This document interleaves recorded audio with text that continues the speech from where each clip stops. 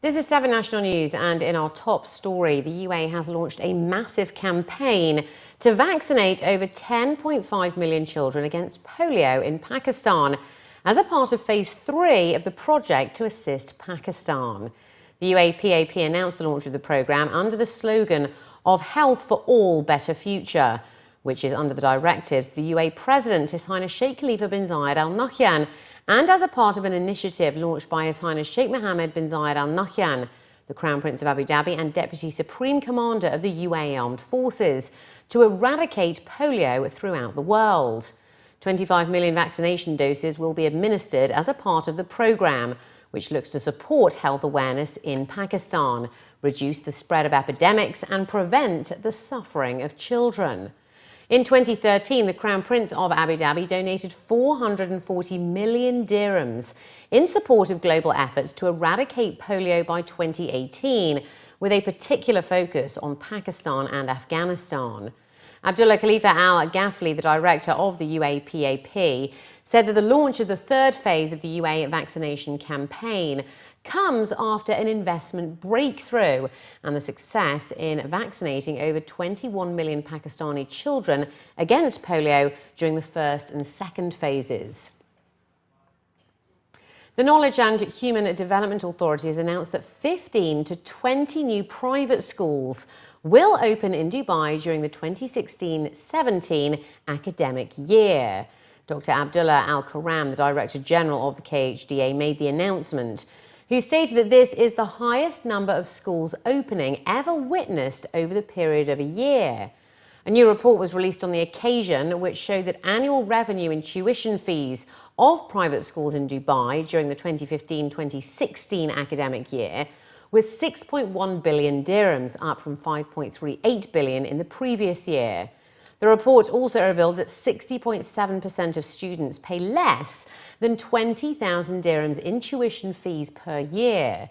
There were a total of 173 schools during the 2015-16 academic year, which are home to 265,299 students from 183 nationalities, with student enrolment up 5.6%. 65 schools offer the UK curriculum, 32 offer the Indian one, and 31 offer the US curriculum. The report also revealed that there are currently 26,125 students who attend higher education institutions under the KHDA's jurisdiction, and the year 2014 to 15 witnessed a 7.5% enrolment growth. According to the report, 33% of students travel from abroad to study in Dubai, and 67% are UAE residents. As the UAE prepares to address the challenges of diminishing fish species in the UAE and dwindling fish stocks in the Gulf region, industry experts and major companies from around the world attended the second edition of the Middle East Aquaculture exhibition and conference in Dubai today. While taking a tour of the aquaculture exhibition at the Dubai International Convention and Exhibition Centre, senior officials representing the UAE Ministry of Climate Change and Environment were briefed on how companies are using the latest technologies to address food security problems, while also bridging the gap between food supply and demand around the world. Industry experts revealed that the contribution of the aquaculture industry to global production rose from about 30% in 2003 to over 43% in 2013, and it is expected to account for more than half of the global output of fish by 2022. During the conference, officials representing the UAE Ministry of Climate Change and Environment stated that although the UAE has been able to meet population requirements by importing fish products from around the world, the gap between supply and demand still stands at 1.3 billion dirhams. Officials revealed that the quantity of catches still decreased from 100,000 tonnes in 2006 to 75,000 tonnes in 2013, especially in the Gulf and Sea of Oman. Currently, there are 10 registered farms in the UAE, and they are contributing to 1% of the local produce of seafood in the country. And our aim is by 2021 that 50% of the local seafood supply is covered by aquaculture. So it's very important for us to investigate and develop the framework which we're working on, the aquaculture framework, which covers legislation and registration, monitoring. We want to make it easy for investors to register their farms here in the UAE. Some countries take 3 to 7 years. So we want to be able to register a farm in, let's say, 2 to 3 months. So this is our aim with the framework, and then making sure that the biosecurity is also in place. Then we're also now looking into phase 2 of Sheikh Khalifa Center, which will be extension of the current hatchery, and also developing and building the labs, the necessary labs. This is all very important to support strongly the research and development needed to grow the sector. In the Middle East and in the Gulf region, if you look, I think the environment, the culture, even the taste of the people for the seafood and sea product is very different from different parts of the world. For example, in Middle East we have a very dry and very hot weather. So that's why we call it like arid land aquaculture. So of course for this kind of system we cannot take the model from any other places, because this is a very special condition, environmentally, socially, and also economically is a different condition. So it's definitely we need to look at a very big picture and start to develop a master plan that can help and can be adopted according to the situation we have in there, for example, in Emirates. More than 300 exhibitors from 36 countries attending the Middle East's largest trade event dedicated to agribusiness, poultry, livestock and veterinary medicine offered their latest solutions to overcome food security issues in the GCC region. Some exhibitors attending the event stated that the UAE needs to adopt the latest technologies and develop fish stocks in their own backyard, while also protect endangered marine species to meet the growing demands for fish products. I think the knowledge we have in Europe from since the 70s, we have been growing fish in cages in the sea, and we have started been growing fish on land. I think we have the know-how, we have all the technologies. So instead of this part of the world start inventing the wheel, I think it makes sense that actually we start doing some transfer of know-how instead of and buy some technologies, because we've seen some other places where people, instead of buying the technology, start producing themselves, and they make failures because it's not that easy to make a farm producing fish. There's a lot of things we need to take care of: fish welfare, fish health, fish growth, and so forth. Because it's still a business. It's a viable commercial business we are doing at the same time. Over 95% of medicines circulated on the internet are counterfeit, accounting for a market worth of $100 billion annually. That's according to figures released by the World Health Organization.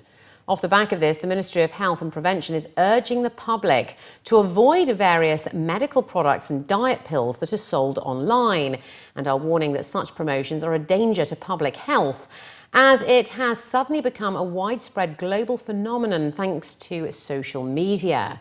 Dr. Amin Hussein Al-Amiri, the Assistant Undersecretary of the Ministry of Health and Prevention for Public Health Policy and Licensing, who's also the chairman of the Supreme Committee for Pharmaceutical Vigilance, explained that the ministry has put in place a system to continuously monitor the drug market and also follow up on the warnings issued by international bodies, pointing out that the ministry has a direct link to the WHO's Drug Monitoring Centre.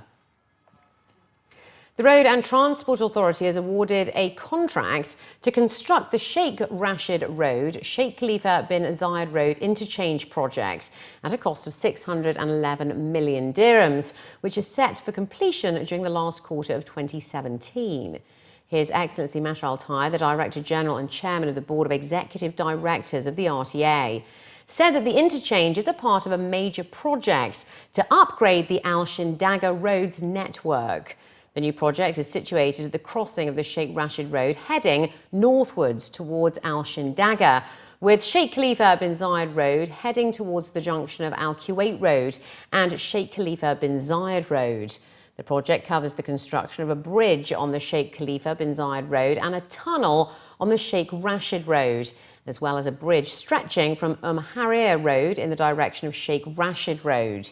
Al-Tai added that the RTA has set out a comprehensive plan for smooth traffic flow at traffic diversions, and the same number of lanes will be maintained in the diversion. By the end of April this year, the RTA will also open the upgraded Wafi Interchange project. Registrations for potential bidders for the Licensing Agency Road and Transport Authority's 90th number plate auction are now open. The auction event will be held on March the 19th at the Ras Al Ballroom at the Intercontinental Hotel over in Dubai Festival City, where around 80 plates will be up for grabs. Sultan Al Mazuki, the Director of Vehicles Licensing at the RTA Licensing Agency, was quoted saying that the forthcoming auction, which is the first of its kind for this year, will offer 2, 3, 4 and 5-digit plates, covering codes H through to R. Registration for the auction will continue up to March the 19th and can be made through the RTA's customer service centres in Dubai or through the RTA's website. The process requires depositing a retrievable security cheque amounting to 25,000 dirhams, and bidding will start at 4:30 p.m. And finally, looking to other news now, Dubai is once again playing host to some of the most impressive artistic masterpieces and collectibles, as Dubai Design Days marks its return for the 5th year. Located at the venue on Mohammed bin Rashid Boulevard, just by Burj Khalifa, Dubai Design Days opens its doors to the public on Monday afternoon, where art enthusiasts can view over 750 collectibles by 180 designers. The exhibits include limited edition furniture as well as lighting and accessories. Organisers describe this year's event as a fair of discovery that has established itself as the world's most diverse design exhibition, offering emerging galleries to showcase their pieces along with established ones. With an entry fee of 50 dirhams, visitors can not only interact with the artists, but can also attend public programmes for special projects, which include talks, workshops and guided tours, allowing them to discover and engage with design. Aside from the international exhibits, the event also aims to support emerging talent. Ahead of the opening night, Van Cleef & Arpels presented their Middle East Emergent Designer Prize to Dubai-raised Ranim Oruk for her chandelier, while Michael Rice was presented the runner-up prize for his crystal bowl, inspired by a spectrum of natural spiral forms found in shells and DNA helix. The design is based on the DNA helix, and being a ceramicist, I have a bit of a philosophy about spirals. As someone who works on the wheel, I'm looking at things revolving all the time, and that means that I'm interested in things rotating. So that obviously comes to spirals. When you think about a spiral is the shape of our DNA. It's the shape of what makes us. And we live in a universe that is a spiral, a galaxy that's a spiral. So the shape is within us and we are within it. So I feel like it's kind of a clue or a message or something. I don't know what it is, but I find it very intriguing. So my design is based on a spiral, and it's a tessellated spiral. And originally I thought of making it in ceramic, and then I thought, you know, I can do that. Let's present myself with another challenge. Let's make it in glass. And glass is a material that's always fascinated me, and I have worked with it in the past, but not to this level, not to this degree. So I'm really pleased with the results, and I'm just thrilled that everything worked out. According to the organisers, prices for the exhibits range from $5,000 to $500,000 US. And they're also expecting over 13,000 gallery staff, museum professionals and curators to attend throughout the 5-day event. Through the participation of international attendees, Design Days is also celebrating and nurturing Emirati creativity with a special project called Wazzle. That is bringing works of over 25 emerging and established artists to the global meeting point. We're commemorating the 5th anniversary of Design Days Dubai, And in so doing, we thought the best thing to really highlight is the Emirati design or Emirati-based design. So it's either residents of the UAE or people who are in fact Emirati who have designed these 29 pieces around us. This year, for 2016, we selected shelter. And out of the top 10 shortlisted designers, only one was a student. Only one out of the 10 incredible professionals, and they were fantastic, was a university student from our very own AUS. So there's that incredible link, and this was pure chance. She genuinely had one of the strongest designs. But it wasn't just about the design, it was about her trying to change the way we live. It's a lifestyle change. And I believe that that was one of the biggest motivators to have selected her as the winner.